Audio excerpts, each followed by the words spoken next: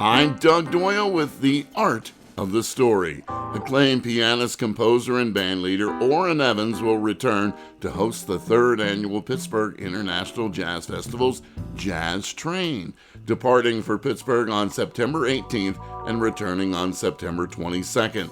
The reservation includes round-trip train tickets, live jazz performances on board, gift bags, and refreshments, all set against the backdrop of the scenic train journey. The train departs from New York Penn Station and makes stops in Newark and Philadelphia.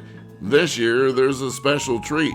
Singers Unlimited co-hosts Janice Siegel and Leslie Harrison will be on the Jazz Train, mingling and singing with Orrin Evans and others. Leslie Harrison recently sat down with her friend Orrin Evans to talk about how it all started with the Jazz Train and how he got involved with Janice Burley Wilson, the curator of the Pittsburgh International Jazz Festival. Most people that know me, my father was a playwright and my mother was a singer.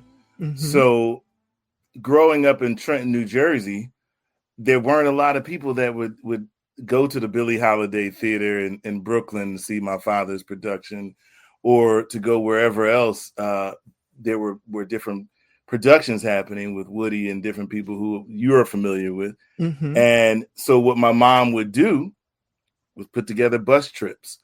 And it was so great to see on my block in Trenton, New Jersey, this big bus pull up and everybody get on it and go, whether it was to New York. There were sometimes they went to DC to see a production, and just seeing her do that.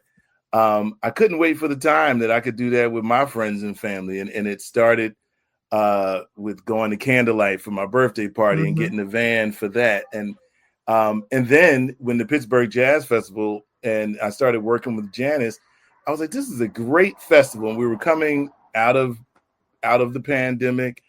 And I knew there were some people that I talked to here in Philly that would love to go. Mm-hmm. But the idea of travel, how are we going to get there? And I said, well, let me make it easy. So I looked into a bus, and that then you get into storing the bus and where's the bus driver go. That's an additional cost. So the next one I said, well, you know what? Let me look into the train. Wow. And it was a hard thing to work, to get it together the first year because it had never really happened. But a good friend of mine and a great vocalist from Philadelphia, Denise King, actually put it in my mind years ago when she did a train. I forgot. Oh, they went to the New Orleans Jazz Festival. Nice. That's a long train. And they did a whole train there. So it just that inspiration came from those two people, my mother and Denise King, putting something like this for people to celebrate and commune together. I've been privileged to be on the previous two Jazz Trains, and it's a blast. You can hear Leslie Harrison's entire chat with Orrin Evans at WBGO.org. You can also get more information about the festival at PittsburghJazzFest.org. I'm Doug Doyle, WBGO News.